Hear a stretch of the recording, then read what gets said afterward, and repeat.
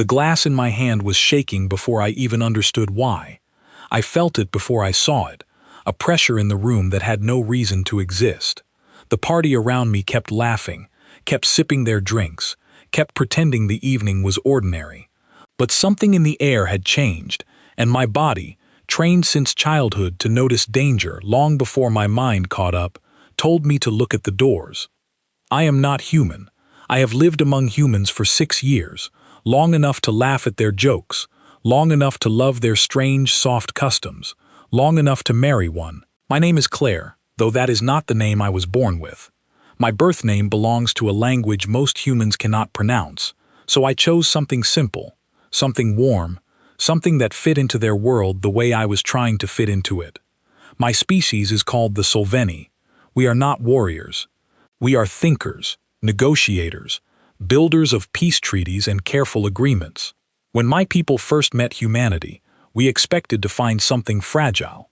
Their bodies age fast, their lives are short, their planet is young, and their history is full of mistakes.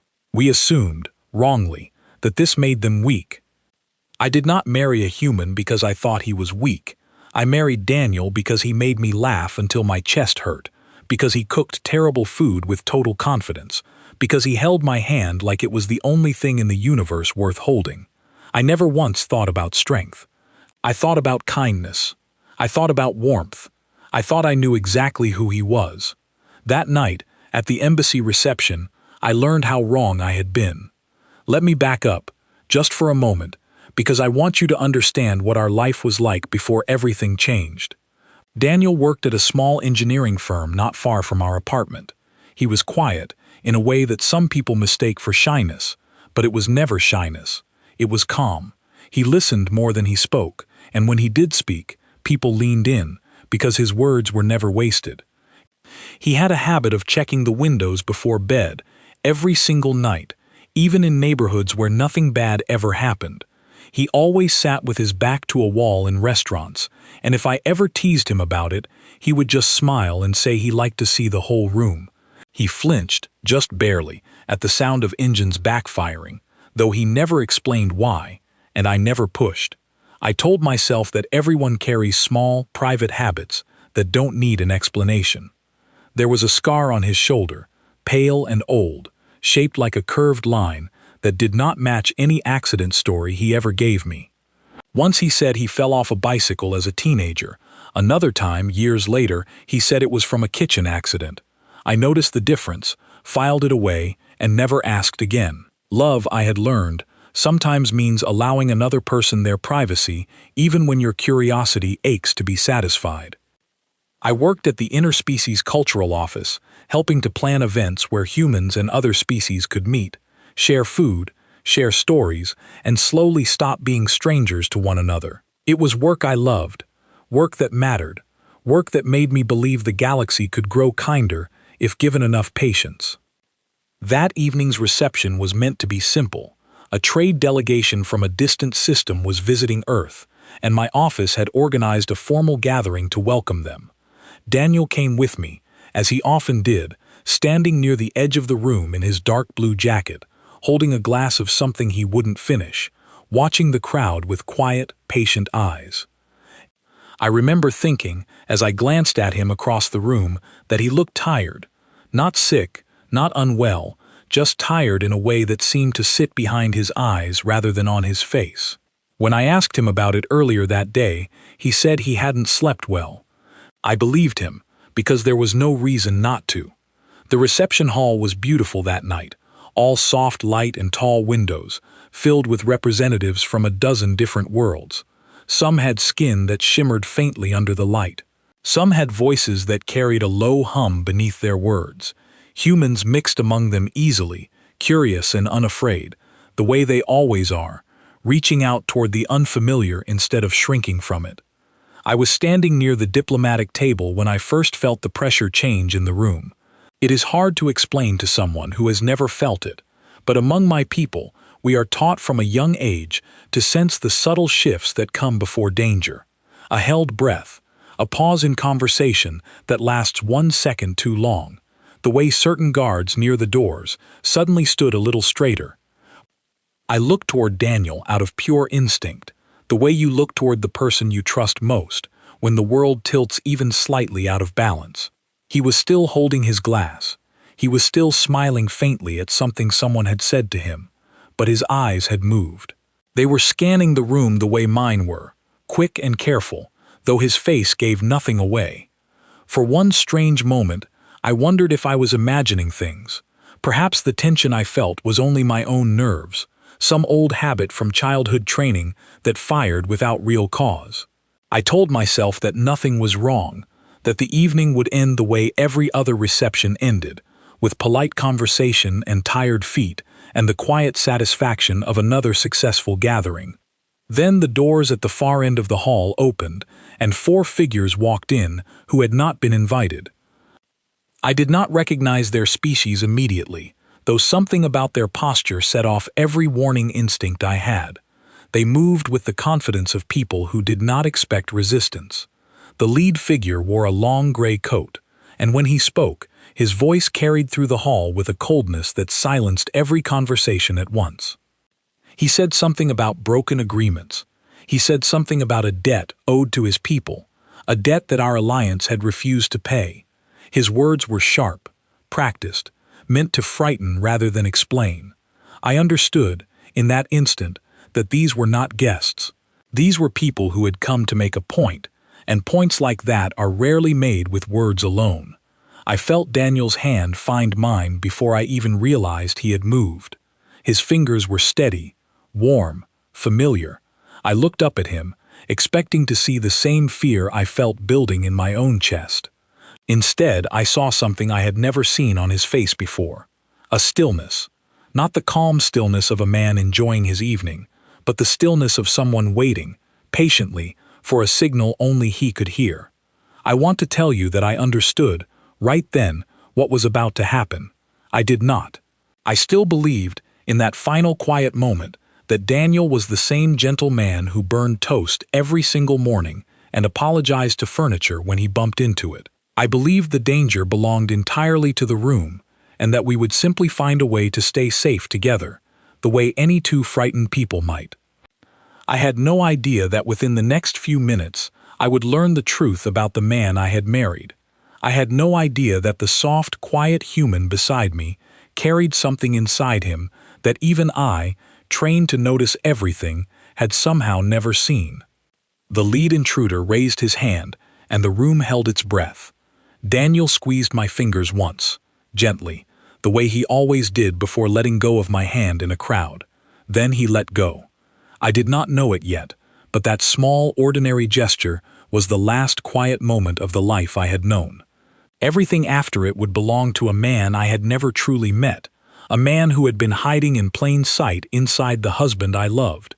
The gray-coated leader took one more step forward, his voice dropping into something almost gentle, almost reasonable, the way people speak right before they do something unreasonable. He said that no one needed to be hurt if his demands were met quickly. He said that all he wanted was a name, a location, information that our alliance had been protecting for months. No one in the room moved. Even the guards near the doors, trained diplomats and security officers alike, seemed frozen by the sheer confidence radiating from these 4 strangers. I felt my own breath catch in my throat, my mind racing through every possible outcome, none of them good. Beside me, Daniel set down his glass without a sound. It was such a small thing, the placing of a glass on a table, yet something about the way he did it made my skin prickle. There was no hesitation in the motion, no nervous fumbling. It was deliberate, practiced, the way a person sets aside something they no longer need before beginning a task they have done 1,000 times before. I turned to look at him fully then, searching his face for reassurance, for some sign that he was as frightened as I was. What I found instead was a man I did not recognize. His jaw was set, his shoulders had dropped into a low, balanced stance I had never once seen him use, not even when carrying heavy furniture up our narrow apartment stairs. His breathing had slowed, become deliberate, almost rhythmic. For one terrible, thrilling second, I understood that everything I thought I knew about my husband was about to be tested in ways I could never have imagined. The gray-coated leader repeated his demand, louder this time, and one of his companions raised a weapon toward the crowd. It was not aimed at anyone in particular, but the message was clear enough: comply, or something terrible would happen. I felt panic rising in my chest, the kind of panic that makes a person's thoughts scatter in every direction at once. I searched the room for our security detail, for anyone who might step forward and end this before it began. The guards near the doors had their hands near their belts, but none of them moved. They were outnumbered in ways that had nothing to do with numbers. Whatever these 4 strangers were, they carried an aura of danger that made even trained protectors hesitate. Daniel's hand found the small of my back, guiding me half a step behind him, so gently that anyone watching might have thought it was simple affection. I understood, in that moment, that it was something else entirely. He was placing himself between me and whatever was about to happen, the way a person moves furniture out of the path of a coming storm. "Stay here," he said, so quietly that only I could hear him.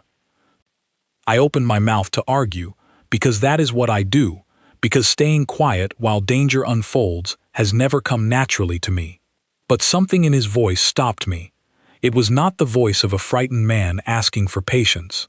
It was the voice of someone giving an instruction he expected to be followed, calm and certain, the way you might tell a child not to touch a hot stove. The leader's companion, the one holding the weapon, turned toward a young human woman standing near the diplomatic table. She was one of the event coordinators from my office, someone I had spoken with only an hour earlier about seating arrangements and small, unimportant details that suddenly felt impossibly precious. I saw her freeze, her eyes wide, her body trembling in a way that told me she understood, perhaps better than anyone else in the room, exactly how much danger she was in. That was the moment Daniel moved.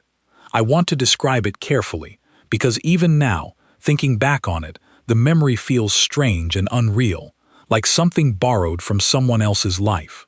He did not shout. He did not hesitate. He crossed the distance between himself and the armed stranger in a handful of steps that seemed almost unhurried, and yet somehow he closed that distance faster than my eyes could properly follow. The stranger noticed him only when it was already too late to matter.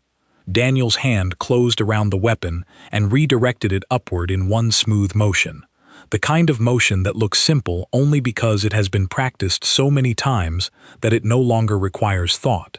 The weapon discharged into the ceiling, sending a shower of light and dust down onto the crowd, and screams erupted around the hall as people scattered toward the walls.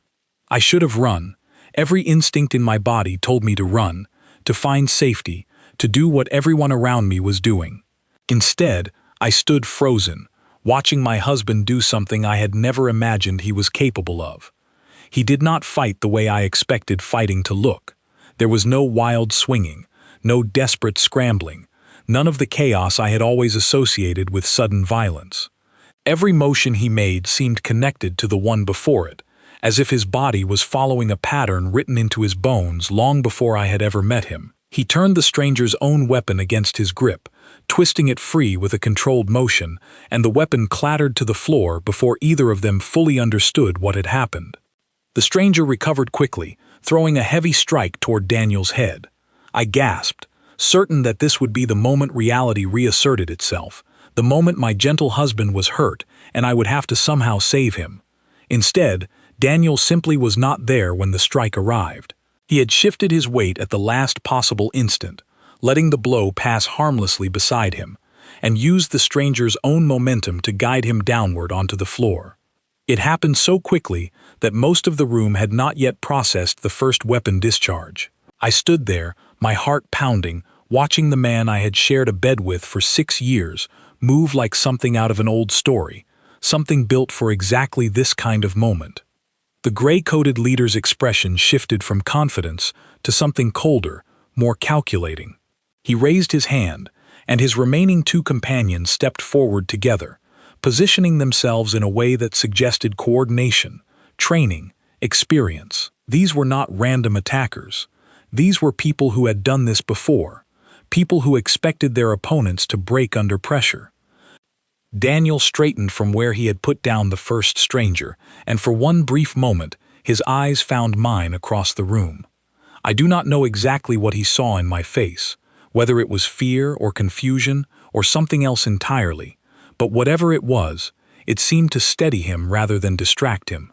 He turned back toward the approaching pair without another glance in my direction, and I understood, with a strange, aching clarity, that he needed to focus entirely on what was coming next. The two remaining attackers split apart, moving to flank him from either side, a tactic clearly meant to divide his attention. Daniel did not retreat toward the wall the way I expected. Instead, he stepped forward, closing the gap before either of them could fully commit to their approach, choosing to control the distance rather than let them control it for him. The first came at him low, aiming for his legs, while the second aimed high, clearly hoping the combination would be too much to defend against at once. I watched Daniel pivot on one foot, using the motion to avoid the low strike entirely, while catching the second attacker's arm and redirecting it past his shoulder. It was like watching water find the fastest path down a hill, effortless, in a way that only came from years of understanding exactly how a body could move. I heard someone near me whispering, their voice shaking, asking who this man was. I had no answer for them. I had no answer for myself either. The first attacker recovered from his missed strike and lunged again, and this time Daniel met him directly, closing the distance in a way that seemed almost aggressive compared to everything I had witnessed before. There was no unnecessary force in what he did, no cruelty, only precision, only the exact amount of effort needed to end the exchange quickly and move on to the next threat. The attacker stumbled back, off balance, and Daniel used the opening to turn his attention fully to the second opponent. Across the room, the gray-coated leader watched with narrowed eyes, his earlier confidence visibly cracking. He barked something in a language I did not recognize, sharp and urgent, and I understood it as a command, though I could not translate the words themselves. Whatever he said, it caused his remaining companions to hesitate, just slightly, just long enough for me to see doubt creeping into their posture. I realized, watching this unfold, that these attackers had expected an easy evening. They had expected frightened diplomats and unarmed civilians, a room full of people who would comply the moment a weapon was raised. They had not expected someone like Daniel. They had not accounted for the possibility that one of the humans in that beautiful, elegant hall was not what he appeared to be. Daniel caught the second attacker's next strike on his forearm, absorbing the impact with a controlled tension that told me his body had been trained for exactly this kind of contact. He answered with a quick, efficient motion of his own, and the attacker folded, dropping to one knee with a pained gasp. It was over almost before I could process that it had started, and Daniel stepped back, breathing steadily, his eyes already moving to assess the next threat. I noticed something then that I had never seen before, something hidden just beneath his sleeve where his jacket had shifted during the struggle. A small marking on his forearm, faded with age, shaped like a symbol I did not recognize. It was gone from view again in an instant as his sleeve settled back into place, but the image burned itself into my memory, another piece of a puzzle I was only beginning to understand. The gray-coated leader took a step back toward the doors, clearly reconsidering whatever plan had brought him here in the first place. His remaining companions gathered near him, wary now, glancing at Daniel with an expression I recognized immediately, because I had seen it on the faces of predators who suddenly realized they had wandered into a place far more dangerous than they expected. For a moment, the entire hall seemed to hold its breath, waiting to see what would happen next. Guests pressed themselves against the walls. The security officers near the doors finally seemed to remember their training, moving cautiously to secure the exits behind the intruders. And in the center of it all stood Daniel, calm, steady, utterly unlike the man who apologized to furniture and burned toast every single morning. I found myself unable to look away from him, unable to reconcile the tenderness I knew so intimately with the quiet, controlled danger I was witnessing for the first time. Somewhere beneath the fear and the confusion, a new question was forming in my mind. one that would not leave me alone for the rest of that long, unforgettable night. Who exactly had I married? The gray-coated leader's hesitation lasted only a few seconds before something in his expression hardened again. Perhaps he decided that retreating now would cost him more than pressing forward. Perhaps he simply refused to believe that a single human, however skilled, could undo whatever plan had brought him across the stars to this quiet reception hall. Whatever his reasoning, he stepped past his two remaining companions and moved toward Daniel himself. I felt my stomach tighten with a fear unlike anything I had experienced before. The two attackers Daniel had already handled were clearly trained, clearly dangerous, yet something about the leader's presence felt heavier, more certain. He moved like a person who had never once needed to doubt his own strength, and for the first time that evening, I wondered if Daniel had finally met someone who could match him. "You should not have interfered," the leader said, his voice low and even. "This does not concern you." Daniel did not answer right away. He simply adjusted his stance, shifting his weight slightly, his eyes never leaving the other man's hands. It was such a small change, barely noticeable, yet it told me everything I needed to know about how seriously he was taking this new opponent. "It concerns me now," Daniel finally said. There was no anger in his voice, no bravado, nothing that resembled the dramatic declarations I had heard in old stories about heroes and villains. His words were simple, almost gentle, delivered with the same calm tone he used when reminding me to bring an umbrella on a cloudy day. Somehow, that calmness frightened me more than shouting ever could have. It told me he was not afraid, and if a man who had just disabled two trained fighters without breaking a sweat was not afraid of what came next, then whatever came next had to be something extraordinary. The leader moved first, and I finally understood what real speed looked like. His strike came faster than anything I had seen from his companions, faster than I would have believed a body could move.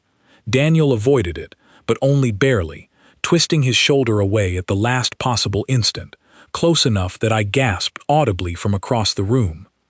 The exchange that followed happened almost too quickly for me to process clearly. I saw fragments of it rather than a continuous sequence, moments stitched together by my racing heart rather than by clear sight. A strike blocked here, a counter delivered there. Daniel's foot shifting to close a gap, then opening distance again just as quickly, controlling the space between them with a precision that reminded me of a dance rehearsed 1,000 times before. What struck me most was not the speed or the strength, though both were remarkable. It was the calm. Daniel's face remained almost peaceful throughout the exchange, his breathing controlled, his eyes steady. There was no wasted motion, no unnecessary aggression, no cruelty in anything he did. He fought like someone solving a problem rather than someone consumed by fear or anger, and somehow that made the entire scene even harder for me to comprehend. The leader landed a glancing strike against Daniel's ribs, and I flinched as though I had felt it myself. Daniel absorbed the impact with a slight grunt, stepping back to create distance, and for a moment, I feared the tide had turned against him. But he recovered his footing almost immediately, his eyes narrowing slightly, and I realized that the strike had told him something useful about his opponent's technique. He answered a moment later with a combination I could barely follow, quick and controlled, each motion flowing directly into the next without pause. The leader blocked the first two attempts but failed to fully defend against the third, stumbling back with a surprised expression that told me, more clearly than anything else that night, exactly how unprepared he had been for this outcome. Somewhere behind me I heard Owen's voice, one of Daniel's old colleagues from years ago who happened to be attending the reception that evening. I had always known Owen as a quiet man who worked in logistics, someone Daniel occasionally had lunch with but rarely spoke about beyond pleasant, unremarkable comments. Now Owen was watching the fight with an expression of quiet recognition rather than shock, and I heard him mutter something under his breath, a single word that sounded almost like relief. "There he is," Owen said softly, more to himself than to anyone around him. I turned toward him for a fraction of a second, wanting desperately to ask what he meant, but the fight demanded my attention again almost immediately. The leader had recovered his balance and launched another attack, more desperate this time, less controlled than his earlier strikes.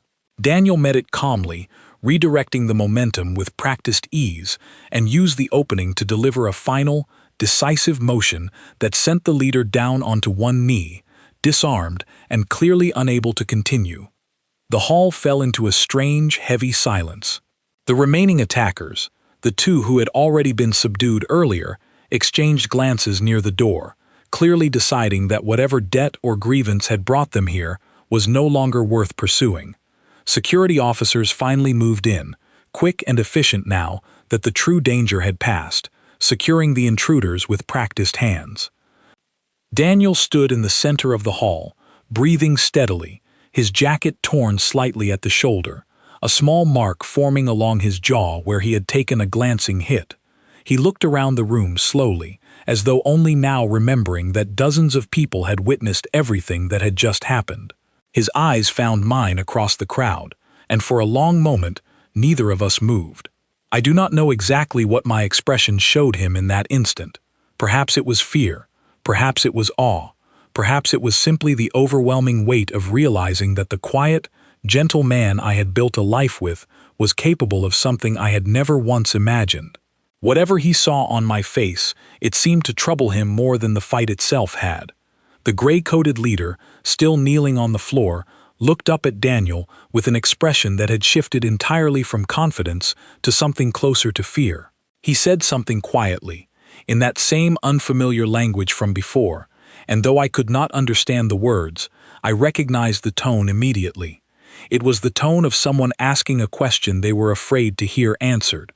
Daniel answered him in the same language, calm and brief, and whatever he said caused the leader's face to pale further. I had never heard Daniel speak anything other than English in 6 years of marriage. I had never once suspected that he carried an entirely different language somewhere inside him, tucked away like so many other things I was only now beginning to discover. Security officers moved the intruders out of the hall, and slowly, cautiously, conversation began to return to the room, hushed and shaken, filled with whispered questions that no one seemed brave enough to ask aloud.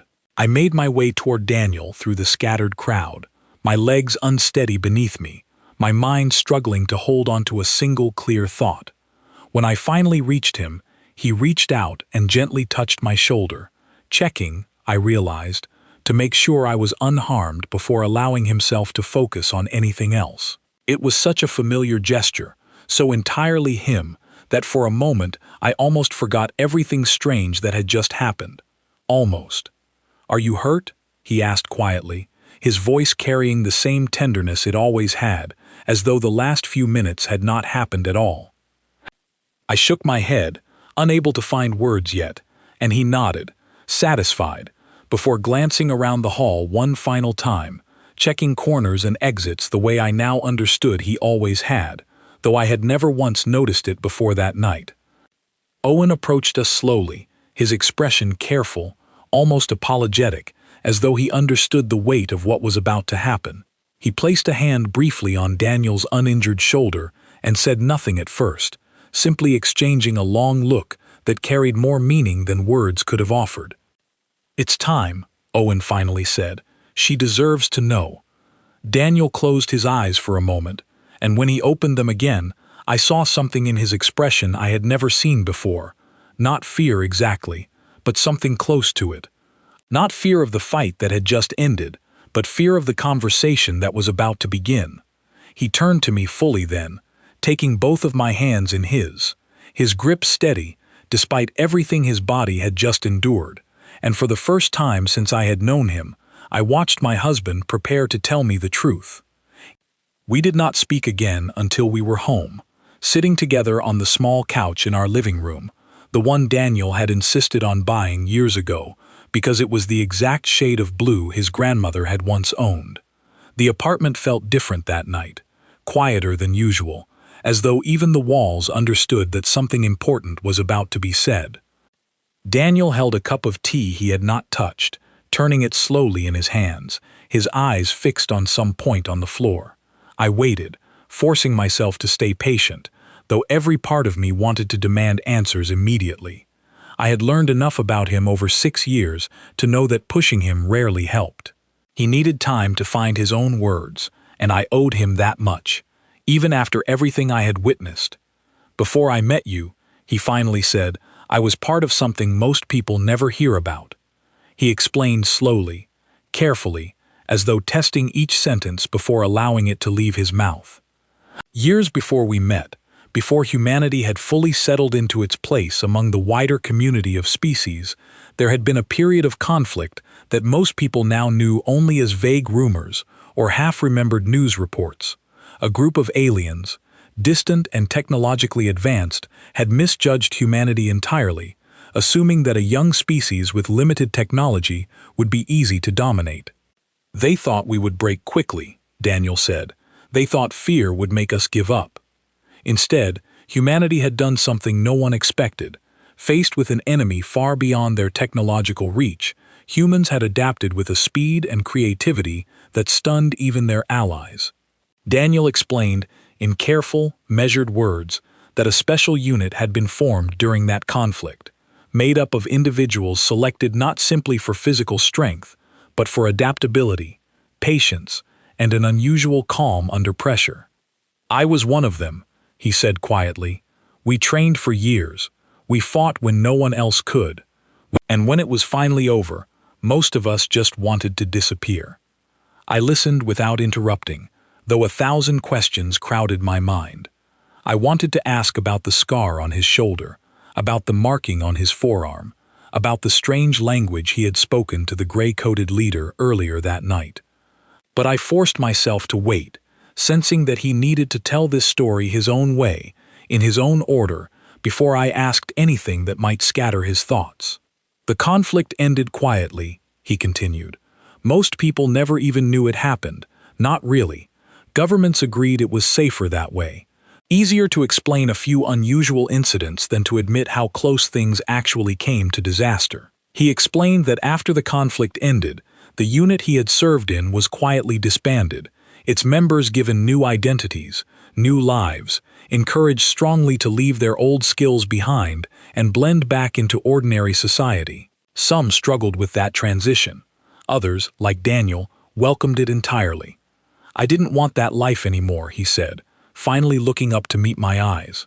I wanted something quiet, something normal. I wanted mornings where the biggest problem was burnt toast. I felt something in my chest loosen slightly at those words, though the ache of everything I was learning remained heavy underneath it. I understood, finally, why he checked windows every night, why he sat with his back to walls in restaurants, why loud engine noises made him flinch even years later. These were not strange, unexplained habits. They were the quiet echoes of a life he had worked hard to leave behind. The scar, I said softly, finally allowing myself to ask. From the conflict, he admitted. I told you it was from a bicycle, because I didn't want you to worry. I didn't want you to look at me differently. I thought about all the small lies, if they could even be called lies, scattered across 6 years of marriage. The bicycle story, the kitchen accident story. Each one a small brick in a wall he had built carefully around a part of himself he believed I would never need to see. Why tonight? I asked. Why did you finally decide to tell me? Owen, who had accompanied us home and now sat quietly in the armchair across the room, answered before Daniel could.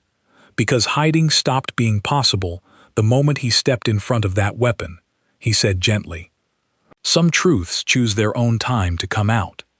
Daniel reached for my hand again, his fingers still carrying faint traces of the bruises from earlier that night.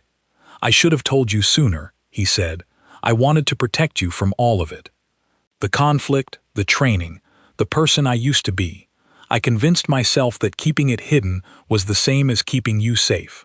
I studied his face for a long moment, searching for the lingering traces of the man who had disarmed 3 trained fighters without hesitation just an hour earlier. I found him there, somewhere beneath the familiar softness I had always known, patient and steady, waiting to see how I would respond. You didn't need to protect me from the truth, I said quietly. You needed to trust me with it. He nodded slowly, accepting the weight of that statement without argument. "I know that now," he said. "I think some part of me has always known it. I just wasn't ready to believe that loving someone meant showing them every part of yourself, even the parts you're not proud of." "Are you not proud of who you were?" I asked. He considered the question carefully before answering. "I'm proud of what we accomplished," he said. "I'm proud that we protected people who couldn't protect themselves. But I'm not proud of everything that conflict cost us. Some of the people I trained with never came home the same. Some of them never came home at all." Owen shifted slightly in his chair, his expression somber. "Daniel was one of the best we had," he said. "Calm under pressure in a way most of us couldn't manage. He could read an opponent's next move before they fully committed to it. That's not something you learn overnight. That's years of discipline." I turned my attention back to Daniel, trying to reconcile this description with the man who had spent an entire weekend last spring trying to assemble a simple bookshelf, muttering apologies to the furniture every time a piece did not fit correctly. The image felt almost absurd next to Owen's description, yet somehow both versions of him existed within the same quiet, careful person sitting beside me. "What happens now?" I asked. "Does tonight mean you have to go back to that life?" Daniel shook his head firmly. "No," he said. "Tonight was an isolated incident, old grievances resurfacing in the wrong place at the wrong time. It doesn't mean I'm being called back into anything. I chose this life, Claire. I chose you. That hasn't changed." Owen nodded in agreement, adding that the authorities would handle the aftermath of the intrusion through proper diplomatic channels, and that Daniel's involvement would remain quiet, protected by the same careful arrangements that had protected his identity for years. Still, something in his tone suggested that tonight's events would not be entirely without consequence. "People saw what he did," Owen said carefully. "Word travels quickly, especially among certain circles. There may be others who become curious about who he really is." Daniel's jaw tightened slightly at that, though his voice remained calm when he spoke. "Then we'll handle that if it happens," he said. "I'm not going to live in fear of my own past. I spent too many years defined by what I could do to strangers. I'd rather be defined by what I choose to do for the people I love." I felt something warm settle over the fear still lingering in my chest, though it did not erase it entirely. I understood, sitting there in our small, familiar living room, that the man beside me was both exactly who I thought he was and someone entirely new. Two versions of the same person, existing together without contradiction. "I need time," I admitted quietly, "not to decide whether I still love you. That part isn't in question. I just need time to understand everything I'm learning tonight." Daniel nodded immediately. No hurt or defensiveness in his expression, only patient understanding. "Take all the time you need," he said. "I should have given you the chance to understand this a long time ago. The least I can do now is be patient while you catch up." Owen rose from his chair, sensing perhaps that the conversation had reached a natural pause, and said his goodbyes quietly, promising to keep us informed of anything further regarding the intruders from the reception. Before leaving, he paused at the door and looked back at Daniel with an expression of quiet respect. "For what it's worth," he said, "I'm glad you found a life worth protecting. Not everyone from our old unit managed that." After Owen left, Daniel and I sat together in comfortable silence for a long while, his arm settling gently around my shoulders, mine resting against his chest, listening to the steady, familiar rhythm of his heartbeat. It was the same heartbeat I had fallen asleep to 1,000 times before, yet somehow, knowing everything I now knew, it felt different beneath my ear, heavier with history, richer with meaning. "Thank you," I finally said, "for telling me, even if it took something like tonight to make it happen." He pressed a soft kiss against the top of my head, his voice barely above a whisper. "Thank you for still being here to hear it." We stayed like that for a long time, neither of us speaking, both of us slowly adjusting to the new shape our life had taken that night.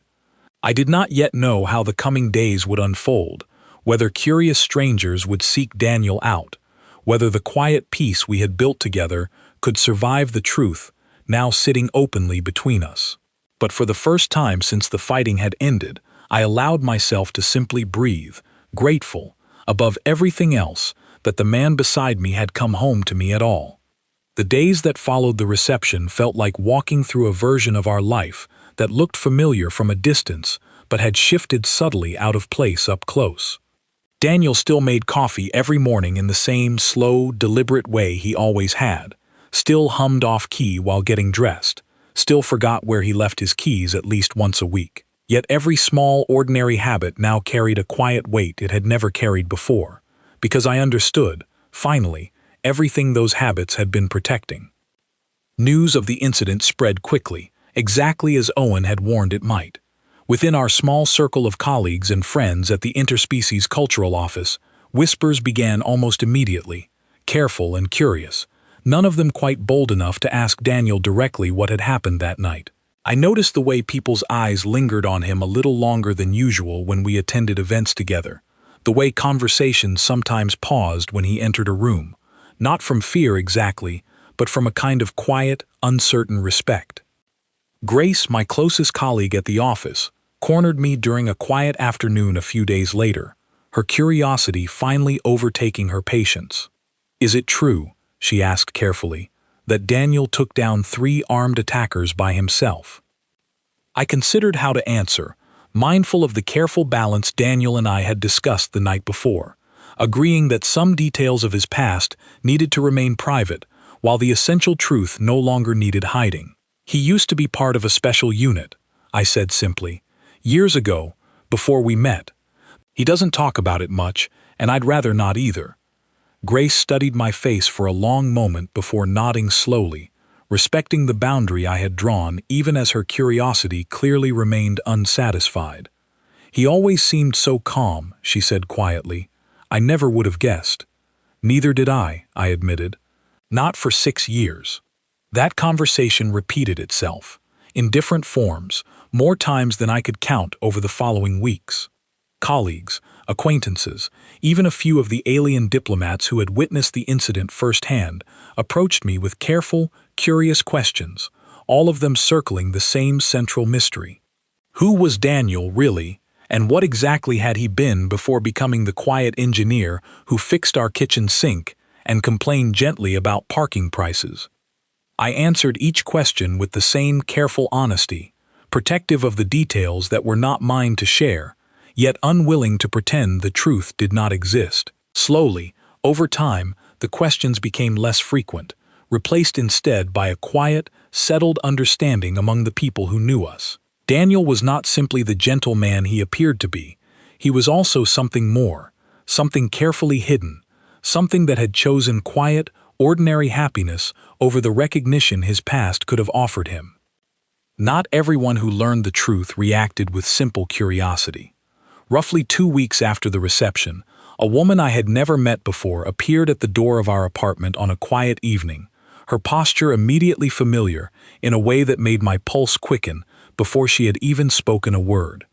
She carried herself the way Daniel sometimes did, calm and alert at once, and something in her eyes suggested she had come from the same world he had once belonged to. "Is Daniel home?" she asked, her voice polite but firm. Daniel appeared behind me a moment later, and I watched his expression shift the instant he recognized her. Surprise flickered across his face first, followed quickly by something more complicated, a mixture of caution and something almost like relief. "Lucy," he said quietly, "it's been a long time." She smiled faintly, though the expression did not entirely erase the tension in her posture. "Word travels fast," she said. "I heard what happened at the reception. Figured I should come see for myself that you're all right."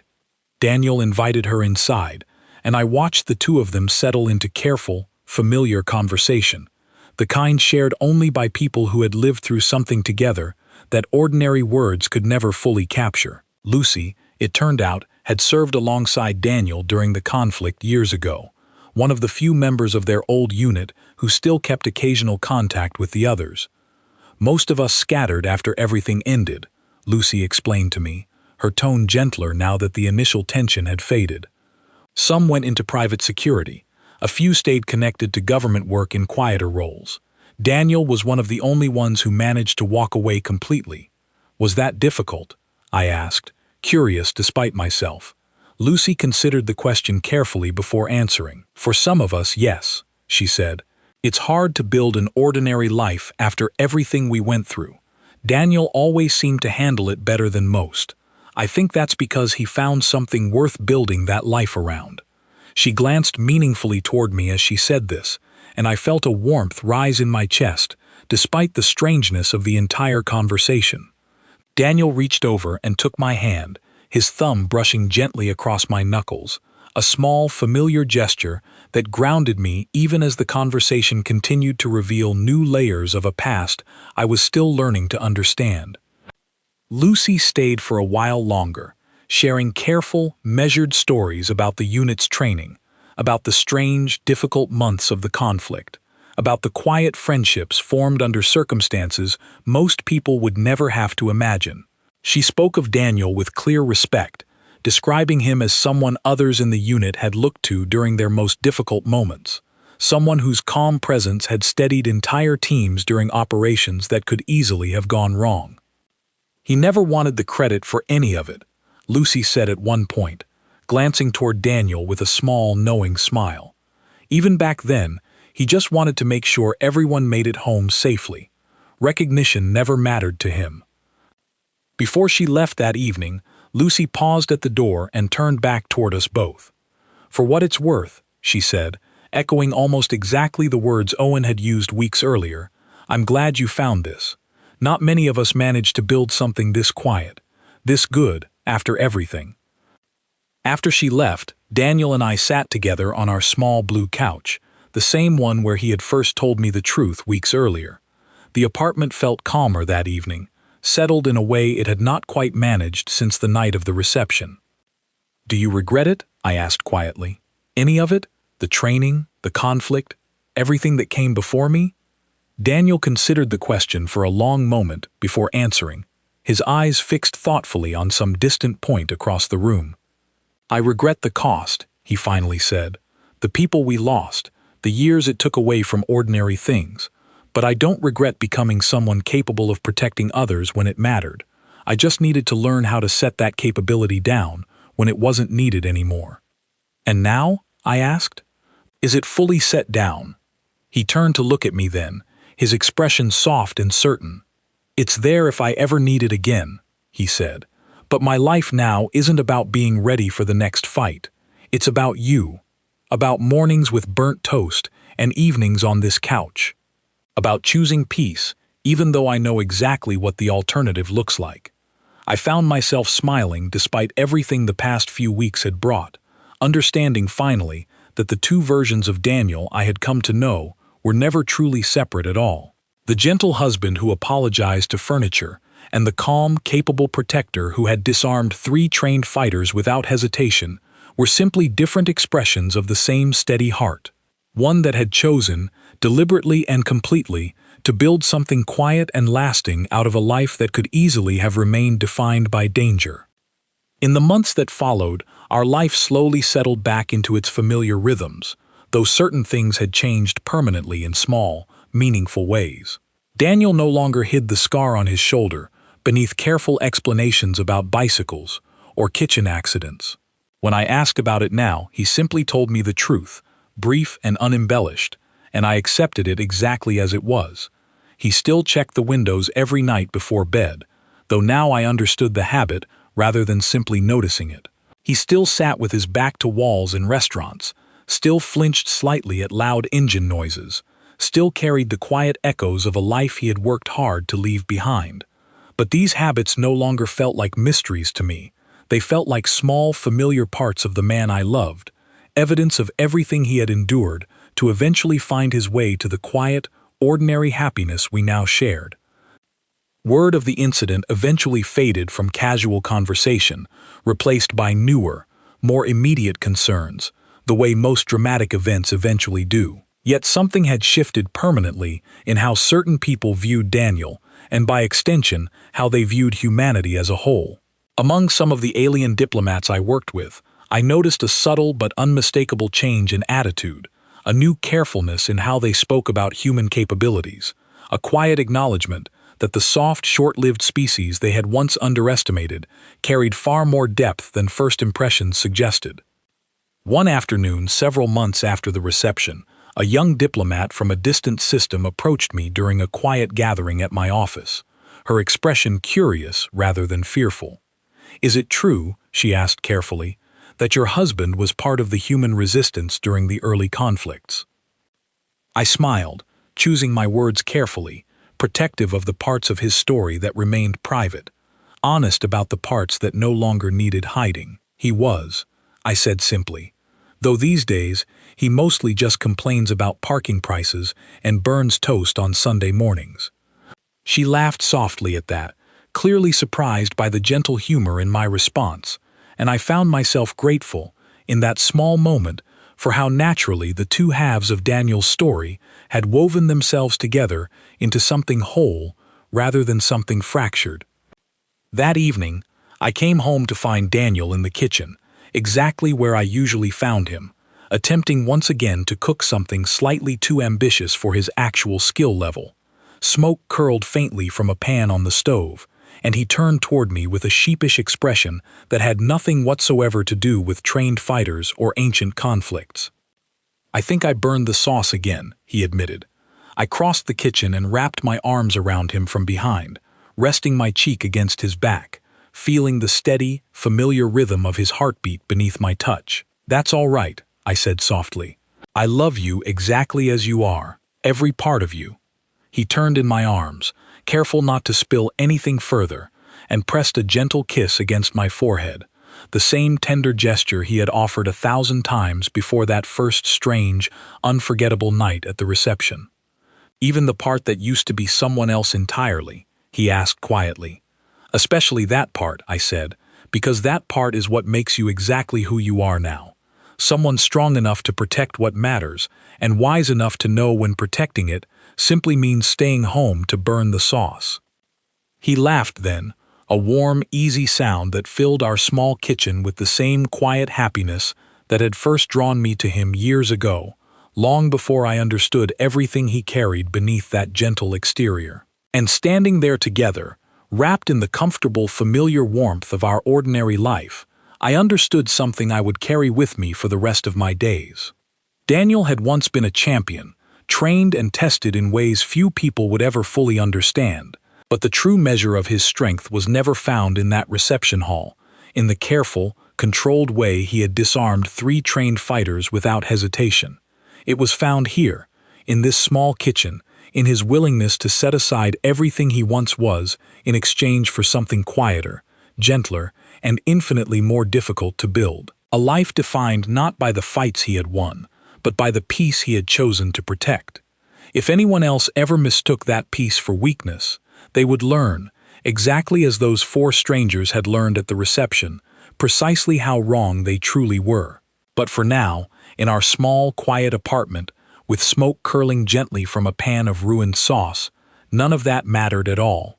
There was only Daniel, and me, and the steady, unshakable love we had built together, stronger than any conflict, more lasting than any old, forgotten war.